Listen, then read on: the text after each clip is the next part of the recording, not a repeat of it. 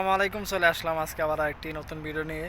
তো যে যেখান থেকে আমার এই ভিডিওটি দেখতেছেন সবাইকে মনের অন্তরস্থল থেকে ভালোবাসা ও অভিনন্দন। তো ডক্টর ইউনূস স্যার আমাদের প্রবাসীদের জন্য অত্যন্ত একটি খুশির খবর দিতে যাচ্ছেন। তো প্রবাসীদের জন্য কি খুশি খবর দিতে যাচ্ছেন, তো ভিডিওটি তাহলে শুরু করা যাক। তো চলেন তাহলে ভিডিওটি শুরু করি। তো একজন প্রবাসী যখন বিদেশে আসার পরে দেখা যায় 10 থেকে 15 বছর বা তারও বেশি বিদেশ করে দেশের জন্য অনেক কিছুই করে। দেশের দেশে অর্থনৈতিক চাহিদা মিটায়, দেশে টাকা পাঠায়, তার ফ্যামিলিকে দেখে। দেখা যায় 10 বছর বিদেশ থাকার পরে তার পরিবারের সাথে যোগাযোগ থাকে না।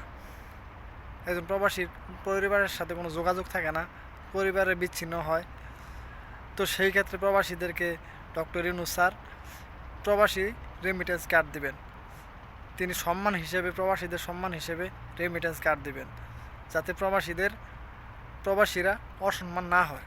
তো ডক্টর ইউনূস স্যার ক্ষমতায় আসার পর থেকে প্রবাসীদের জন্য মোটামুটি ভালো একটা কাজ করতেছেন, প্রবাসীদের দিকে ভালো একটা নজর রাখছেন তিনি।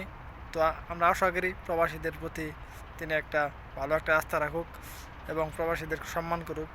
বাংলাদেশের মানুষও প্রবাসীদেরকে সম্মান করুক। আমরা চাই যে বাংলাদেশের মানুষ প্রবাসীদের সম্মান করুক, কারণ প্রবাসীদের টাকায় বাংলাদেশ চলে। তো সেই ক্ষেত্রে প্রবাসীদেরকে সম্মান করা হয় না। একজন প্রবাসী বিদেশ থাকে বিদায় তাকে অসম্মান করা হয়, তাকে নানানভাবে গালিগালাজ করা হয়, এয়ারপোর্টে নানান ধরনের সমস্যা করা হয়, প্রবাসীদেরকে অসম্মান করা হয়, তাদের লাকেজ চুরি করা হয়। এক সময় আর কি লাকেজটাকে চুরি হইতো, কিন্তু বর্তমানে ডক্টর ইউনূস স্যার ক্ষমতায় আসার পরে দেখা যায় অনেক সুবিধা দিয়েছেন প্রবাসীদেরকে ভিআইপি সুযোগ দিয়েছেন। এয়ারপোর্টে আরও নানান ধরনের অনেক সমস্যা ছিল আগে, ওই ধরনের সমস্যা সমাধান করেছেন তিনি। তো আশা করি সামনে প্রবাসীদেরকে আরও ভালো কিছু দিবেন।